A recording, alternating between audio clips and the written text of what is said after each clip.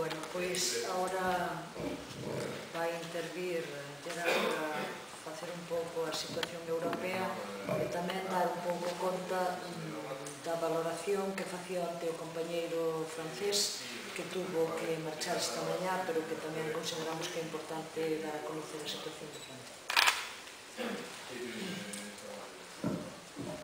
Oui, merci Lydia. Donc, il y a Josiane Palach qui est le responsable lait de la Confédération paysanne, donc Confédération paysanne est membre de la coordination européenne des campésinats.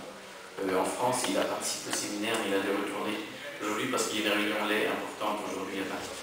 Et donc, en France, c'est comme partout, le prix du lait est très bas et le prix du lait est, en France, il a été fixé par un accord interprofessionnel très mauvais qui a eu lieu en juin dernier et que la Confédération paysanne n'a pas signé et qui établit le prix du lait pour les prochains mois entre 26 et 28 cents par litre, ce qui est supérieur à ce qui se passe en Galice, mais ce qui est très inférieur au coût de production. En France, la France ne produit pas tout le quota national. La France, c'est ce qu'on appelle en sous-réalisation et un montant important puisque c'est de 5% pour la campagne en cours. Et actuellement, il n'y a déjà plus, il y a une très forte restructuration de la production, il n'y a déjà plus que 90 000, 90 000 producteurs en France. Il y a une étude qui est sortie cet été d'un institut officiel, l'Institut d'élevage, qui annonce que si la politique actuelle est poursuivie jusqu'en 2015, en 2015, il y a 2 tiers des producteurs qui restent aujourd'hui qui vont disparaître. Ça veut dire qu'il ne resterait en France en 2015 que 30 000 producteurs.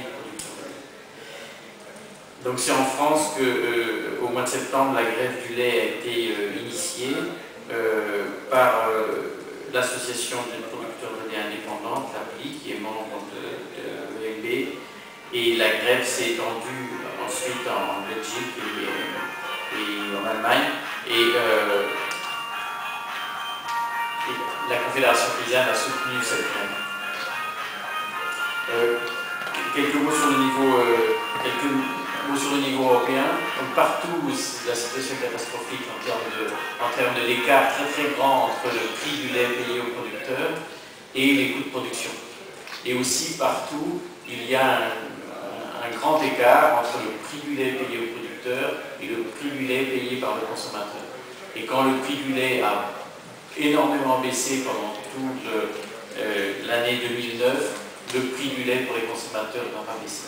Et donc ça, c'est un gros problème qui touche à toute la chaîne alimentaire, à tout le problème de la transformation et de la distribution. Et aussi, il reste de très fortes inégalités de prix entre les pays à l'intérieur de l'Europe. Par exemple, quand Xavier de Belgique dit que le lait il est payé là-bas 18, 19 ou 20 cents par litre, en France, comme je vous ai dit, il est payé autour de 27 cents. Donc c'est une différence énorme. Et le lait circule tout à fait librement à l'intérieur des frontières entre les pays de l'Union européenne.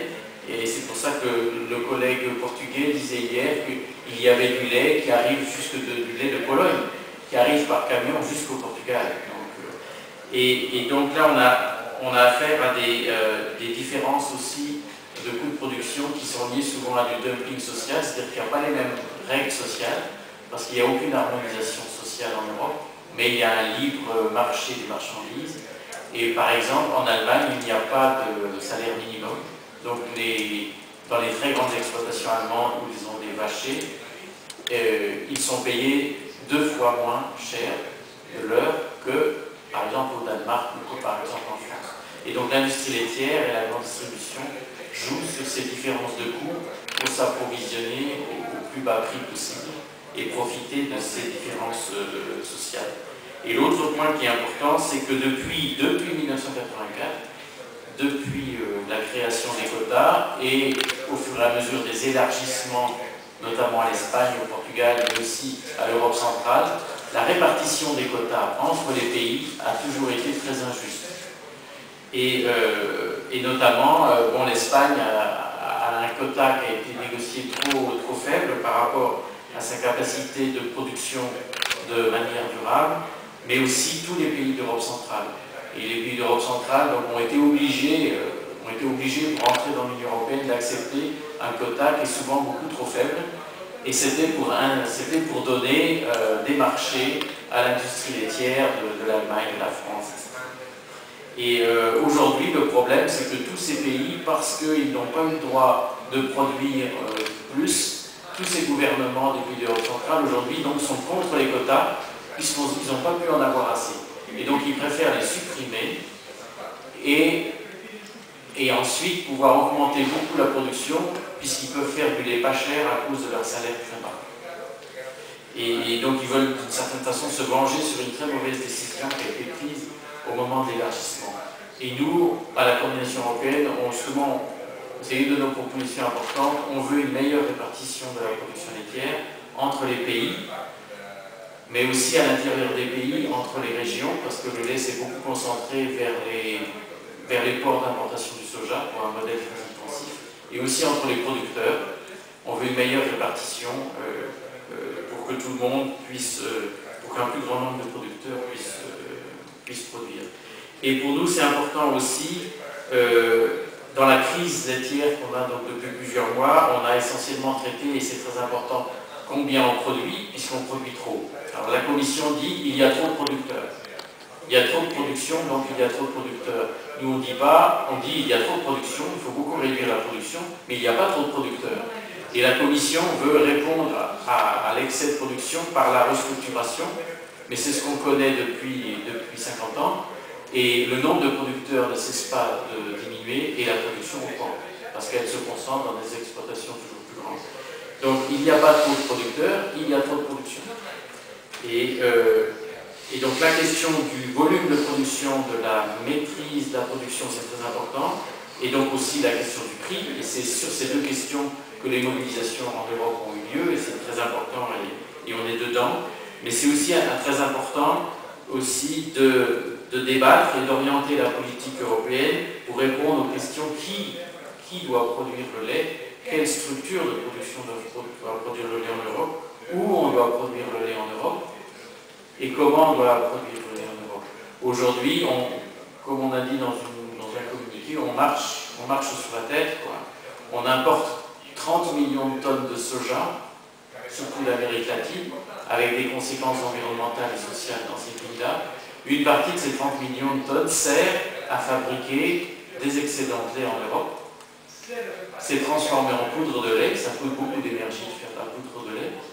Et ensuite, cette poudre de lait, elle est exportée dans des pays tiers, ça coûte beaucoup d'argent contribuable, les aides à l'exportation. Et après, cette poudre de lait gêne considérablement la production laitière dans ces pays-là.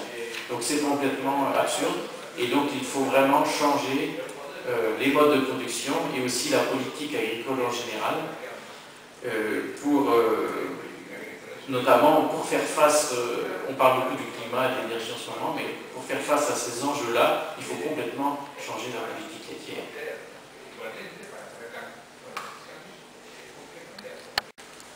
Bueno, pois, gracias a todo o mundo. Vamos pasar agora un pouco á segunda parte da conferencia de prensa. É un pouco longa, pero, como vedes, reflexa o intenso traballo que estivemos facendo durante todos estes meses a nivel da Europa, pero tamén estes 2 días aquí, non?